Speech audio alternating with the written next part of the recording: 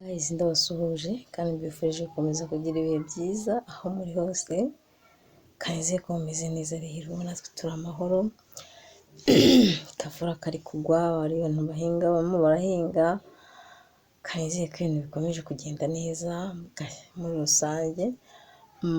Hano hari umukunzi wabajije ngo njyewe mfite umuntu dukundana kandi yamishe ko afite abana yabyaye ahantu habiri hatandukanye, none mwangira inama ki nemere mbane nawe ko ashaka ko tubana kandi mu by'ukuri ndamukunda? Murakoze guys. Nyine ibaza, ariko niba ukunda umuntu nyine uramukunda, si wamwangira ko yabyaye? Si wowe warabyaye? Tuvuge wenda nk'ubu ngubu hari ukuntu abakobwa tugira gutya tukibyarira twibereye iwacu, bicyabibaho? Si ibyo bibaho se? Ese ubaye warabyaye nawe ibyo bintu bikagushyikira, umukunzi wawe yabikwangira? Abantu kambabwire mwe abantu, mureke dufungure ku maso, sibyo? Kubera ko hari ubwo uyu munsi ugiriwe amahirwe yo kumenya ngo afite abo bana babiri. Hari n'uwiguhisha mu kabana ugasanga afite nk'abana 6 mu gasozi. Ese abo bana uzabanga? Abo bana baba bazira ubusa. Numva utabanga, numva utanahagarika n'ubukwe bwawe ngo ni ukubera yuko umugabo afite abana babiri mu gasozi. Uzabamurerere, ahubwo uzaba umubyeyi mwiza, umubyeyi ufite umutima mwiza, kandi ku bana bose n'abawe uzaba warabyaye. Hari defo ababyeyi bajya bakunda kugira bamwe na bamwe, kuko si bose, ba mukase b'abantu. Ugasanga abana b'umugabo abafata mu buryo butandukanye n'ubwabiwe, sibyo?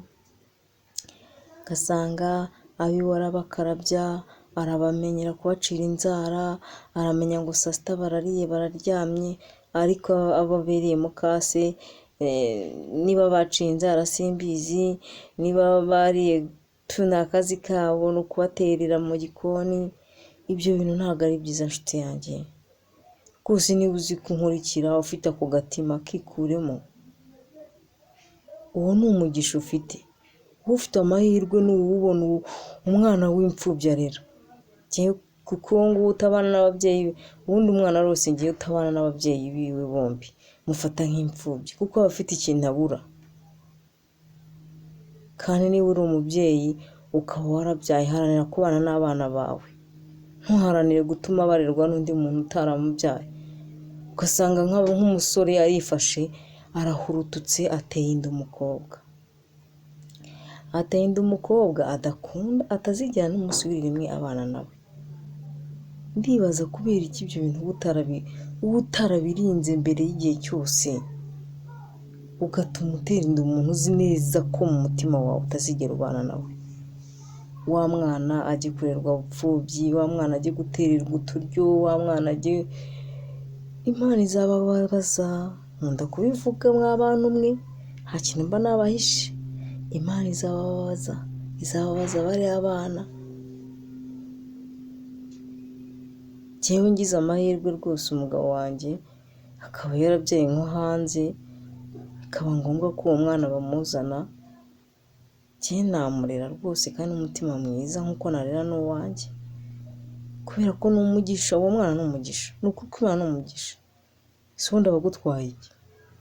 Njye mbura n'ikintu gituma ndi ikigoryi, ntabwo mbizi, gusa icyo nzi cyo njye namurera kandi n'umutima mwiza nk'uko narera uwanjye. So rero inama nabagira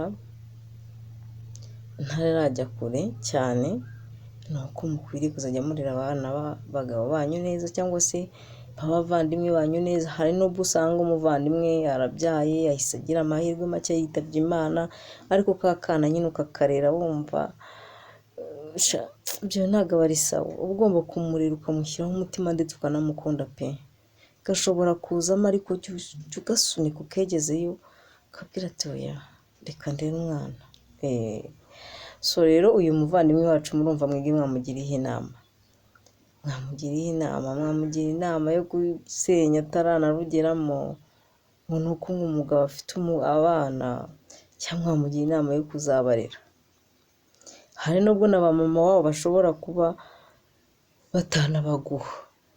Yes, buriya hariho ababyeyi b'abamama bavuga ati giye umwana wanjye nzamwizirika, kandi kuko nanjye naramubyaye sinamuguha. Kikorerwa na mukase nkiriho, nkifite ubwenge, nkifite amaboko, nakora ibyo nkora ibyo ari byo byose ariko umwana wanjye akabaho, sinamuguha. So rero ni ukuvuga ngo jyewe inama nakugira kandi rwose nkuye ku mutima, numva nanishimiye, numva na proud yayo, ni uko wajya muri urwo rugo mukabana n'umugabo wawe ukunda, ndetse n'abo bana ukamushishikariza kunabatahana, akabazana ukabarera, kandi uzaba rero ubakunze, uzaba rero ubishimiye, uzaba rero uri umubyeyi, ntuzaba rero uri inyamaswa, sibyo? Uzihangane ukore uko ushoboye, ukore ibintu byiza biciye mu mucyo,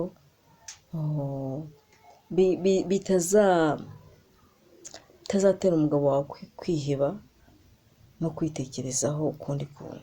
Hariho n'abagabo usanga banga kurera abana b'abagore babo, ariko burya nibwo buri guhomba.